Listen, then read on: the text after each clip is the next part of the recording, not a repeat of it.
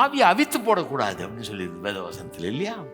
எப்படி அவித்து போடுறது பாருங்க. ஆவியானவர் வந்து சும்மா இருக்க மாட்டார் பாருங்க. ஆவியானவருக்குள்ள வரும்போது ஸ்டிமுலேட் பண்றாரு, நம்மள ஒரு ஐடியாவை கொடுக்குறாரு, வழி நடத்துறாரு.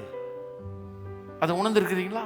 நீங்க திடீர்னு சில நேரத்தில் போய் ஜெபம் பண்ணணும்னு போல தோணும் உங்களுக்கு. ஜெபம் பண்ணணும்னு தோன்றது வந்து சும்மா தானா ஒன்று வந்துடாதுங்க. ஆவியானவர் பண்றாரு. அதை உள்ள வசனத்தை கேளு, வாசி, தியானி அப்படின்னு ஒரு ஆசை உள்ளத்துல. ஐயோ இன்னைக்கு பூரா பைபிளை வாசிக்கலையே, ஜெபம் பண்ணவே இல்லையே, பூரா பிஸியா இருந்துட்டோமே அப்படின்னு உடனே போய் தனியாக கதவை மூடிட்டு ரொம்ப நேரம் இருந்து இதை செய்யணும் இன்னைக்கு அப்படின்னு தோணுது இல்லையா? உள்ளத்தில் தோணுது. அது யாரு? ஆவியானவருடைய நடத்துது. இப்படியே ஃபாலோ பண்ணீங்கன்னா, ஒரு தடவை அவர் நடத்தும் போது பண்ணீங்கன்னா, அப்புறம் நீங்கள் கவனிப்பீங்க. இங்கே போ அப்படின்னு காமிப்பாரு, இதை செய்யணும் காமிப்பாரு, இதை செய்யாதன்னு காமிப்பாரு, நடத்துவார். இப்படிதான் கற்றுக்கணும் பாருங்க. ஆவியானவருடைய நடத்துதல அவர் சொல்லும் போது அதை செய்யாமல் விட்டோம்னு பாருங்க, அதுதான் ஆவியை அவித்து போடுதல்.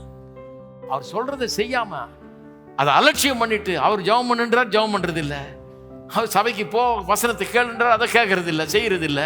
உள்ளத்துல அது பட்டுக்கிட்டே இருக்குது. இதை செய்யாத அப்படிங்கிறது வந்துகிட்டே இருக்குது. ஆவியானவர் கிரியை செய்துக்கிட்டே இருக்காரு. ஆனா இவங்க அதை அலட்சியம் பண்றது, அதை அப்படியே கவனிக்காம விட்டுறது. அதுதான் ஆவியை அவித்து போடுகிறது.